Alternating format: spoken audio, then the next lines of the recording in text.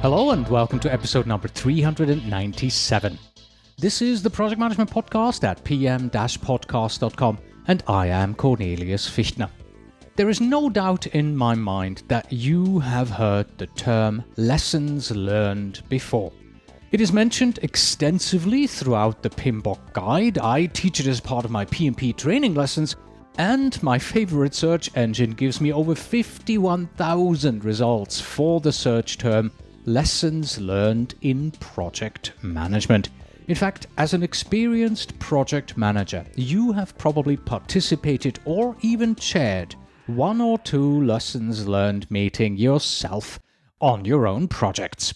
If you are preparing for your PMP exam, then the best way to calm the butterflies in your stomach is to take a practice exam.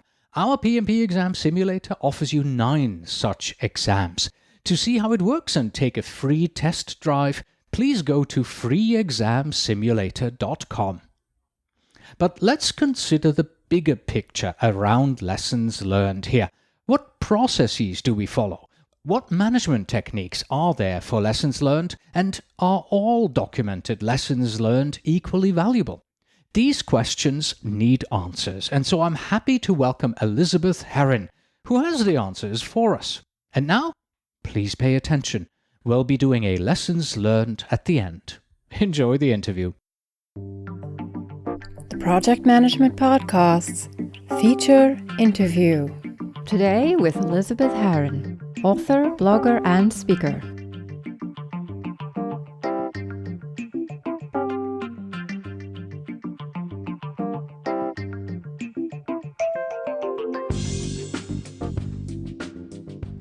Hello, Elizabeth. Hello, Cornelius. I'll certainly do my best. All right, let's find out, because we're going to be defining our topic first. From your perspective, what are lessons learned? They are the bits of organisational knowledge that we pick up as we go through a project. And you'll typically find them split into things that went well. So all the things that we patted ourselves on the back about, thought, yes, we did a great job on that. And then the things that didn't go so well, where we hit issues and things.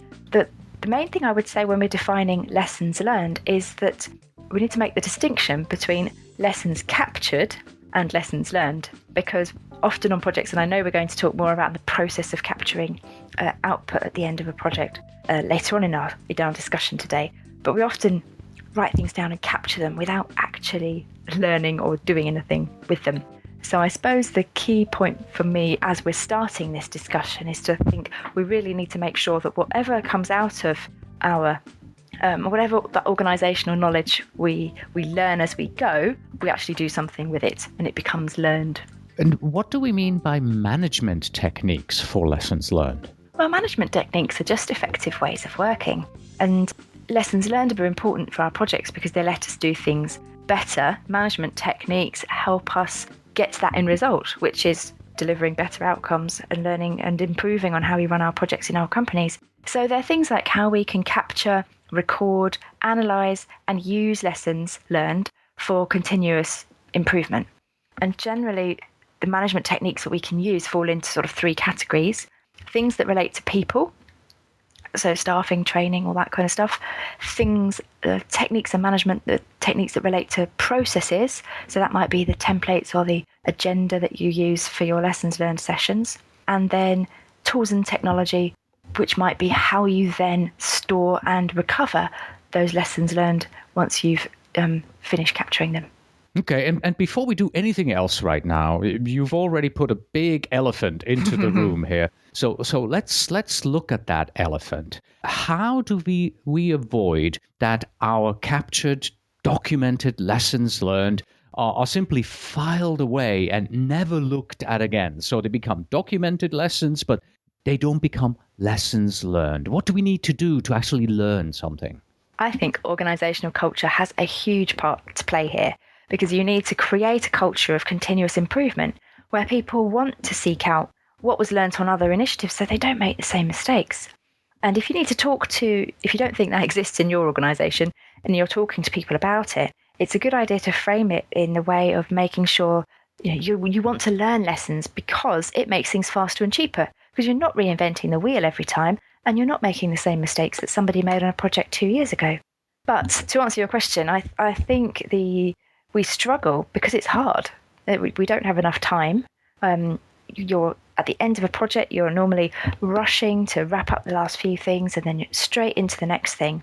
So it's partly to do with that, and partly to do with just not enough general corporate understanding of the cost of reinventing the wheel, because it's quite hard to manage and measure the impact on productivity.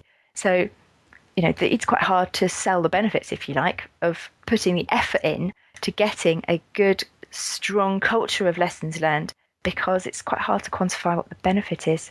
And I think it all boils down to a lack of understanding of those benefits. And am I allowed to say that it's because I think people are lazy?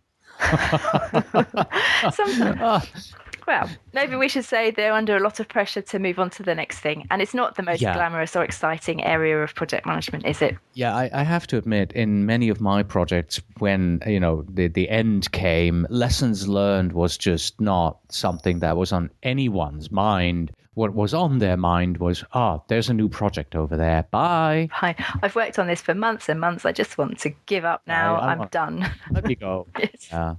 We project managers, we're always fond of processes, procedures. Is there a particular lessons learned process to be followed? Yes, I think there is. A generally accepted process for projects is that you will collect the lessons, then you'll apply some kind of prioritization or validation to them, and then store them somewhere while making them available to other teams. And then the final step in the process is that you reuse them. So this is where the learning part comes in. Or if we talk reality, the final step is you forget about them. Yes, you file them in the drawer. But if you don't use them, then what's the point of gathering them? The idea is that they should feed into continuous improvement. And while doing some of the bigger improvements might be a lot of effort and might put people off, there's normally one or two small things that come out of a project that you can easily change for the next project to make it better.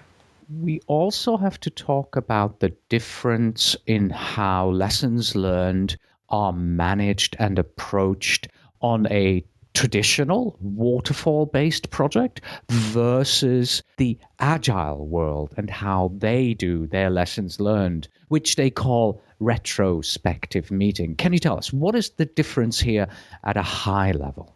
Agile teams tend to be a lot more focused on continuous review and improvement, and they will review performance more regularly.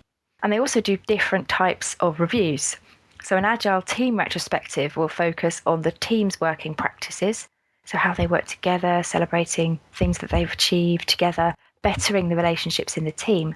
A more traditional waterfall approach, in my experience, focuses more on tasks and deliverables and not how the team perform together. And that's an area for waterfall lessons learned that we should cover, but it's often forgotten. Agile also has release or sprint retrospectives, where the lessons learned focus on the product or the service that was looked at and built in that release. And you've also got the project retrospectives, where you look at a whole project, and that is probably the one most similar to the traditional waterfall lessons learned meeting.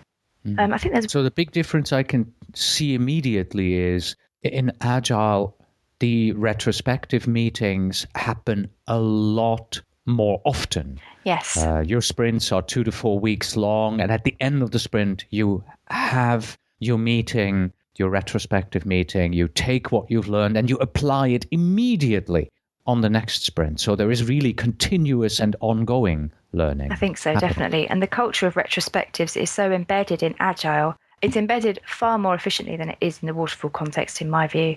So I think waterfall teams might have to work harder to get value out of the meeting. And there's also a risk that lessons learned meetings in a waterfall environment run the risk of just turning into a meeting where there's lots of finger pointing and blame. And I don't think that would happen as often in an Agile team, perhaps because they are much more used to giving feedback and they're much more used to working on retrospectives more regularly. Is one approach better than the other? I suppose the right answer to that is no, both have their merits. But my personal view would be I prefer the idea of continuous review. On a large project that stretches over more than 6 months, I mean, how can you remember what happened at project initiation if it's not until a long time that you then sit down and try and review it? And I think that's the advantage of the Agile approach for me. It's easy enough to replicate on a waterfall project too, because you can schedule mini lessons learned reviews whenever you want, at the end of major stages, or even once a month as part of your normal project team meeting. I suppose it's about finding a right balance, isn't it, really? Yeah, I remember an IT project that I was leading some years back. And at the end of the project, we had a lessons learned meeting. And one of the lessons that we've had was the product owner on the other side of the fence. We should have handled her completely differently. We should have approached her completely differently and done work with her completely differently. And we figured that out at the end of the project. So if we had continuously thought about these things and tried to learn from our mistakes in the past, how wonderful this could have been if after 2 to 3 months versus 15 months, we would have realized we have to work with her differently. Yes. So yeah, that is a completely different approach there. Let's move on and review some types of lessons learned meetings and the high-level concepts behind them. We've done some research prior to this interview, and we found a few, and we're going to review them here. So generally speaking, we talked about the overall lessons learned meetings. That's just a general term. We've already reviewed that. We've talked about it. But now let's take a more closer look at them. Oh, we've also talked about the Agile retrospective. So those were the first two names that we found, lessons learned meetings and Agile retrospectives. But then we also came up with after action reviews. What are those, Elizabeth? That's a term that's come from the US military, but it means the same thing. I mean, it's a way of taking a course of action and establishing what went well, what didn't go well, and what you're going to do differently next time. And I think whether you call it, because some of the other type names that you might hear this described as post-project evaluation meeting, post-mortem, post-implementation review, they all broadly do the same thing, which is exactly that. Look at what works, what didn't work, and try to put in place an action plan and to capture those lessons so no one makes the same mistakes in the future. I think the vocabulary is really important, though, which one you decide to use on your projects. For me, a post-mortem conjures up the idea that it's the end, something went wrong, and you're investigating problems because your project is dead. Yes. And after action review, although I understand where it comes from the military background, it also sounds as if after the action, you miss the opportunity to put something right. So I would caution listeners to choose a phrase that is very positive and that has sort of continuous improvement connotations. Right. So depending on what you're doing and how you're doing it, the term post-mortem may be right to use. It might be if you closed a project early. We're acknowledging something went deadly wrong here, so let's figure out what. Yet, if we just want to get together and see what happened, then maybe the post-project evaluation meeting might be the right title for what you're doing right now. And that's post-project, so that would be one that makes sense to have, obviously, right at the end. And lessons learned project team meeting at any point throughout your project, because that's right. There's no connotations of when it has to happen caught up in the description of the meeting. Yeah, so lessons learned meetings, agile retrospectives, after action reviews, post-project evaluation meetings, post-mortems, all generally mean the same thing, but coming from a slightly different angle here. Did you find any others? Are there any others out there that we missed? Post-implementation review, which I think, for me, again, happens quite soon after the project has completed. Yeah, this might actually be helpful for somebody who does similar implementations again and again. Yes. If you are a software vendor and you implement the software at customer A and then customer B and customer C, totally different projects each time, but you learn something new every time. But that difference between post-implementation review and post-project evaluation might again be to do with timing, because post-implementation, you're going to finish your delivery stage, you've implemented it at your customer, and you can review it at that point. Post-project evaluation might be 3 months later when you're suddenly closing down your benefits realization work. So it just depends on what you want to cover in the meeting, what you're trying to get out of it. All right, no matter what you're calling it, let's take a closer look at this lessons learned meeting. Should the meeting be formal? Should it be informal? Both can work, but you certainly need a formal outcome. And I would advise more formal structures, because I think they work better, especially when you think the discussion's going to be a bit difficult if something went wrong, or you worry that somebody might try and blame somebody else for something. So I think formal structures work well. And it's also, the more formal it is, the more likely it is that you will get the right people in the room. If they really feel that the meeting has gravitas and it's worth them being there, then you're going to get the sort of focus that people need to bring to it, the right level of attention and commitment to the meeting. Should we bring in a facilitator? I think that can be a really good thing because it can help keep you on track. A big risk with lessons learned sessions, which will end up in them not delivering anything of any value, is when the discussion focuses only on what went wrong. And if you've got a facilitator in the room, they can help the group turn that into positives and elicit what could be done differently next time and create some concrete actions to make sure it doesn't happen again. What are some of the questions that we should discuss? What do we ask? Well, I create a list of questions in advance and I send them to the attendees. That's useful for them because they know what they need to prepare about. And it also helps to issue an agenda in advance because it's hard to remember everything. So if you put someone on the spot in a 3-hour workshop, they'll not necessarily remember everything. But if you give them the opportunity to go through their records and let them know what questions you're going to ask and what topics are going to come up, then they can prepare better. And now I haven't answered the question, have I? So let me tell you about questions. The two main ones are what worked well and what didn't work well, and break them down across the areas that you're particularly interested in. So you might ask, what was challenging about blah, blah, blah? And that's just a nice way of saying what didn't work well. So it might be, what was challenging about the resourcing on this project, or the stakeholder engagement, or data migration, or the financial aspects, or the scheduling, or training, or what was challenging about the technology that we were using? And then ask the same, what went well across the same functional areas. Then I would suggest that you ask, what lessons can we learn for future projects? And make sure that you're drawing on what went well, what didn't go well, to create a sort of set of lessons for future projects. And then I think probably the most important question is, what are we going to do about those? So to make sure that future projects see those lessons, understand them, and to create that action plan around whatever it is, changing processes, writing a new user guide, building templates, to make sure those really get taken on board. You could let your meeting go on a very long time, actually, if you asked an awful lot of questions. I think once you've asked 1 or 2 pointed questions, people tend to just talk. But it's worth having some extra questions in your back pocket in case you need to prompt the discussion. So what skills did you need that were missing, and how did you manage without them? That's a good one.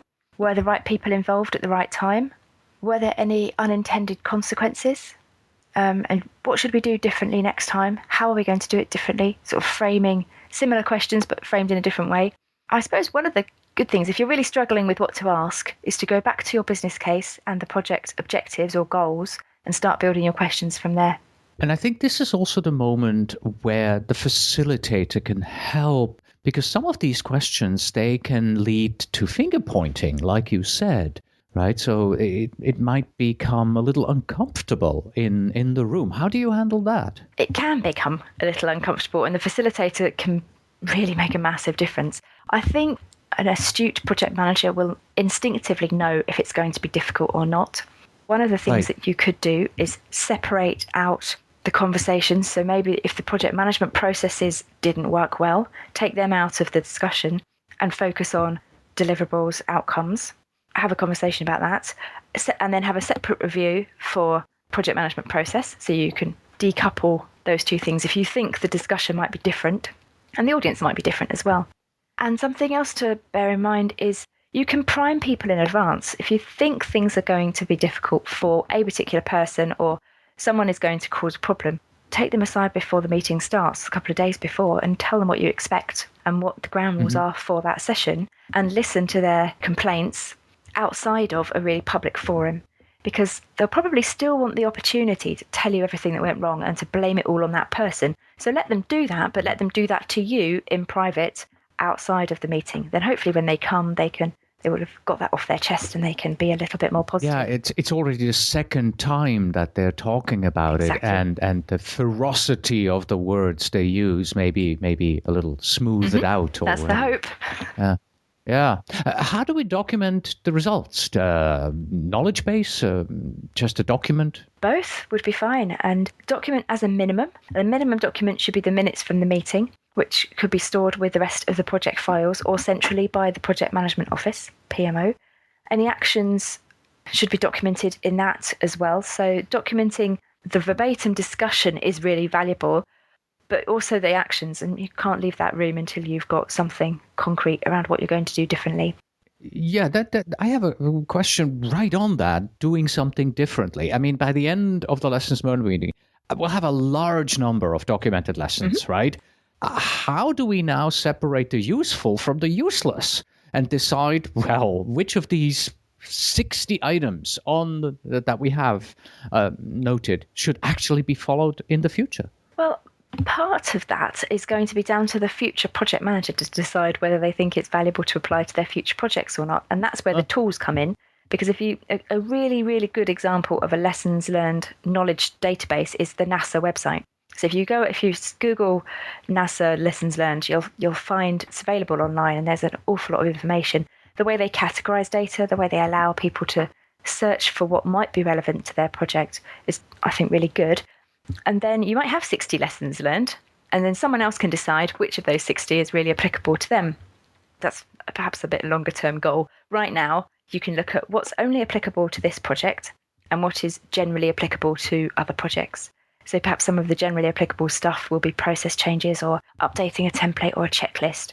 Fascinating. I didn't know about this. I just went there. So welcome to the NASA Public Lessons Learned system. The NASA Lessons Learned system provides access to official, reviewed lessons learned from NASA programs and projects. It's just interesting reading about rockets, isn't it? Yeah, these lessons have been made available to the public by the NASA Office of the Chief Engineer and the NASA Engineering Network. Each lesson describes the original driving event and provides recommendations that feed into NASA's continual improvement via training, best practices, policies, and procedures. There we have the answer to question number 2. How do we ensure that these things don't get forgotten but are actually implemented? Wow, they have thousands of lessons learned on this page. It goes on forever. And I just go and read it sometimes because it's interesting. Yeah. Wow. But yes, they capture in 2015, everything. They only have 4. They've had their budget cut, learned. maybe. In the 1970s, they have 1 lessons learned. Yeah, they show it by year. What an interesting find. This is fantastic. Yeah. So let's take a look. We've seen how NASA does it, or at least I've seen it, and I recommend that our listeners go there as well. Let's take a look at the lessons learned approach on your projects, Elizabeth. Do you follow a particular process or approach? We use, similar to what I described earlier, a bit of a hybrid agile and waterfall approach where we have small reviews every month on a small scale, really only with the main customer and a few key stakeholders, so we can get their view on how things are going and what could be better. So this might have, that approach might have helped you identify earlier that your particular stakeholder you need to work with her in a different way. That's really customer satisfaction review, and the person conducting the review has to really elicit the lessons and apply them later or outside of that. And then there's a formal post-implementation review at the end of the project as well. I suppose the other thing that we do is try to make sure that even the lessons that seem very specific to the project, we try to boil them down to the most generic version that we can. And if it's too generic, it's already part of the project management methodology, like make sure everyone who is relevant is involved in this project. But we try to pick out the ones that would really be useful and to prioritize them as well. So general things like have clear objectives and involve the right people are quite low down on the priority list. But the juicy ones, so in a recent project lessons learned review I facilitated on a different project manager's project, one of them that came out was to use a shared calendar to track holidays because the team weren't doing that. So it's a much higher priority for the team, really easy to do on future projects. And, it wasn't an existing part of our project documentation anywhere. And while we're talking about that particular lessons learned meeting, what was the meeting like? Give us a little bit about the background, the feeling that you get from it. Well, there was a big group. Everyone was very keen to contribute. We did it quite formally with a proper agenda in one of the formal meeting rooms. Most people came prepared. I wrote up what people were calling out on a flip chart. But to be honest, I found it hard to keep up because On a flip chart. So you didn't have a facilitator? I was facilitating on behalf of someone else. You were the facilitator. The project manager for that project was in the room and was one of the attendees. But I was also going to be responsible for writing the minutes. So what I was writing on the flip chart might have been useful as sort of headlines, but it wasn't giving me enough detail to record for the minutes. So in the end, I ended up switching back to my notebook. So lesson learned for me was get a scribe.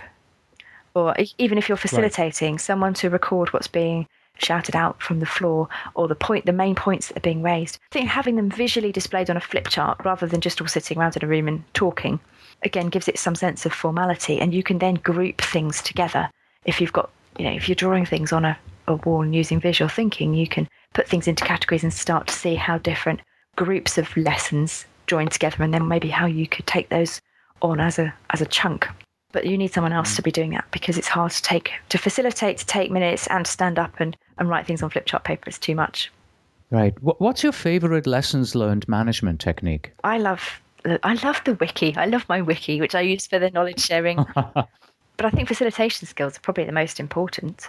And a good tip I learned was to make sure that everybody had the opportunity to contribute. And I learned early on in project team meetings, early on in my career, that some members of the team do not feel able to contribute if there are senior people like the project sponsor in the room, because they'll just sit there in silence thinking that the director or whoever it is will spout these words of wisdom, and they just don't have the confidence to be able to challenge somebody who is perceived to be in that position of authority. So I suppose, again, your independent facilitator can help, or you might want to limit the people in the meeting so you get an environment where everyone can contribute. So I'd go for wiki and facilitation skills. Okay. So we're done. We have the lessons learned meeting completed. How do we now convert these lessons learned that are documented and they're backwards looking into a tool that is forward looking and helps us avoid past mistakes in the future? How do we do that? Well, at the end of your meeting, you need to discuss stopping the discussion. Stop talking about what worked and what didn't, and you need to create enough time in your session to do that conversion, to convert your lessons into actual actions. So to give you another real example, one of the lessons that came out of that was we didn't have a pre-meeting for the development team before the development started, and that caused whatever problems it did further down the line. So it's quite easy to convert that particular one into an action, because now our project plan templates include pre-meeting for the development team as one of the prerequisites for the development team works to start. So now project managers, you don't have to have that meeting if you don't want to, but it's there in the template as a reminder if people do want to go ahead and learn from the lessons from other projects. So I think it comes down to those facilitation skills. It's telling everybody, right, we could talk about this for another 3 hours. We're not going to. Let's just take what we've got. Tell me, how are we going to stop this from happening again? And ask the question and then make sure that's documented. Then the lesson also needs those actions as well. So it needs somebody to take ownership for going away to talk to the PMO, to update the template, to reissue the template, and all these things. It's not good enough just to write down, include a pre-meeting for the development team, because like we said earlier, that then just becomes lesson captured, doesn't actually turn into anything different. Mm-hmm. There is, however, a danger in that process as well. And let me explain. PMI published the Value of Project Management report, and I had a chance to sit down with Mark Mullally. He was one of the principal people working on this. And I'm paraphrasing here, but this is what I learned, or this is one item that they have learned. So if we hold regular lessons learned meetings where the lessons are documented, and then these lessons find their ways into checklists and methodologies, into do's and don'ts for future projects, this means that a few years down the road, we'll do more and more and more of this. There's going to be a time when we have accumulated so many lessons learned that our methodologies, they become cumbersome, they become unwieldy. You have to go in with a machete and cut them down again. How can we ensure that the lessons we learn do not make our methods increasingly cumbersome over time and impede future project progress too much, because we are constantly adding new rules and new procedures and do's and don'ts, and so, for me as a project manager, that just is just difficult. Yes, I can see where you're coming from, but I think if NASA can manage 40 or 50 years worth of lessons learned, then I'm pretty sure that we can. Yes, but that assumes that every single lesson has been written into a script that says you must do it. And I think some of the things will be absolutely critical and will get put into templates, like the example I just gave you. But other things are just more, they embed themselves perhaps in the culture or through training or through the way that people are mentored within the organisation. And you've always got to tailor your methods and standards. A good project manager should always look at the PMBOK guide and say, well, I can apply this piece I'm going to just do a light touch on because it's probably less relevant in this environment. This piece is really important for this project. I'm going to spend a lot of time on that. This piece I'm not going to do at all because it's completely not relevant. And you'll just do the same with the lessons. All right, then. Here's my final question for you. What can our listeners do to improve their knowledge, understanding, and application of the management techniques for lessons learned? Okay. First, I think you need to learn to be a better facilitator. That will help hugely in being able to do something with these lessons learned. You can also sit in on a lessons learned review meeting being managed by someone else so you can see how other people do it. That will help you see how other people apply the management techniques. You can offer to scribe at someone else's review, again, as another opportunity to see how it's being done.